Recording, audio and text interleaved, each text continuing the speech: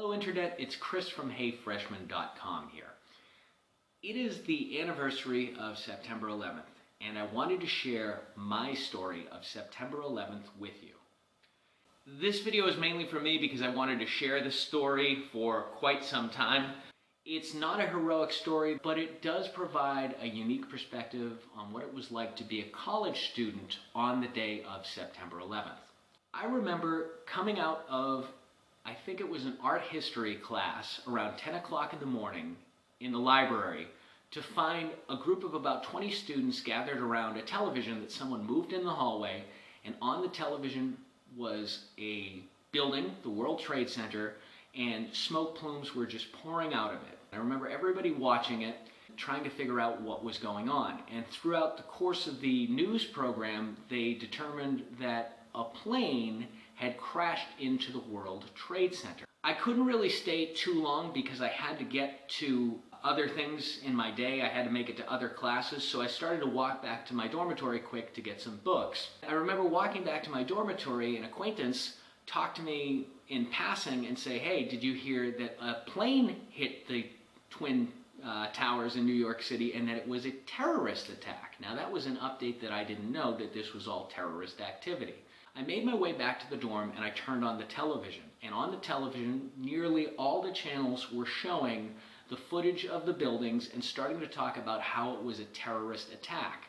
And within about 15 minutes of making it back to my dorm, all of a sudden I saw the second plane, footage of the second plane hit the second tower of the World Trade Center in New York City. And I couldn't believe it. It was like lightning striking twice, and it certainly confirmed that this was terrorist activity. The footage in my mind still just stands out amazingly. Huge explosions, and every single news channel was showing this. Interestingly, one of the most memorable things that I recall, though, is in flipping through the channels, MTV was not showing any of this. They were keeping with their normal stream of programming, which was music videos. And sadly, at the time, they showed the video, "Let the Bodies Hit the Floor" by Drowning Pool. Completely inappropriate given the context of every other television station. Now, I guess if we look back at what was going on, MTV, all of its staff was probably very concerned about their safety and just let the programming loop and got out of town. And I don't blame them for that. But that was just, again, an inappropriate song to be playing at the time. That song, in the days following and months following September 11th, was actually banned on US radio stations because they didn't want to depress people. Interesting fact, John Lennon's Imagine also made it onto that list. Seeing the second plane hit the World Trade Center and then hearing the news report of other planes that were hijacked and brought down over Washington and one other area in Pennsylvania, one of the other planes hit a portion of the Pentagon, and it was, again, confirmed this was all terrorist activity. At the time, I was dating a girl who was in Scotland doing a study abroad program. And I was very concerned to give her updates that I was okay. The telephone calling card that had worked perfectly within the days and weeks past, all of a sudden couldn't dial out of the United States. Now, I'm thinking this might have been some security measure by the US government, and I can understand, but imagine being that person in a different country and not knowing if the person you love is okay. It's gotta be difficult. After about an hour, hour and a half, I finally figured out, after trying different ways, that I could contact her through Instant Messenger. And Instant Messenger was just a chat program at the time that allowed me to get through and say, "Hey, I'm okay, things are good in Boston." I was about 45 minutes southwest of Boston, but regardless, I let her know that I was okay. After getting through to her and getting contact back on the Instant Messenger, I decided to call a friend at Emerson College in Boston. And talking to him, he said that police were on high alert in Boston, but everything was okay there. He mentioned that he had plans to leave the city and I told him that I thought that was a very good idea. I remember I called a friend in Syracuse, New York. Now, I had lived in Massachusetts most of my life, which is just in New England above kind of where New York is. Didn't really know New York geography. My friend was in Syracuse, and I wanted to make sure he was okay because I wasn't sure how close that was to New York City. Turns out it's a good distance away, and he was fine.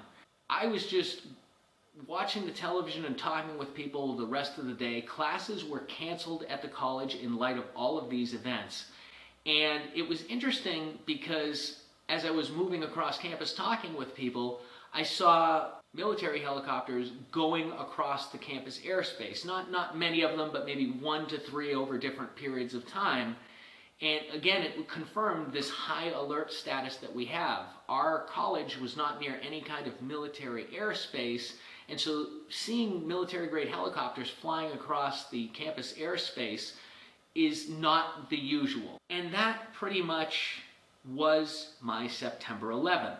And it's interesting because from that point on, a lot of things changed. Security measures got heightened. Airports were never the same after that. The TSA was developed at that point in time, the body scanners, a lot more security measures were put into airports. You can only have things in 9 ounces worth of liquids in a small Ziploc bag that you could bring through security. You have to take out your computers. You get pat-downs now going through U.S. security at airports. Travel got very complicated.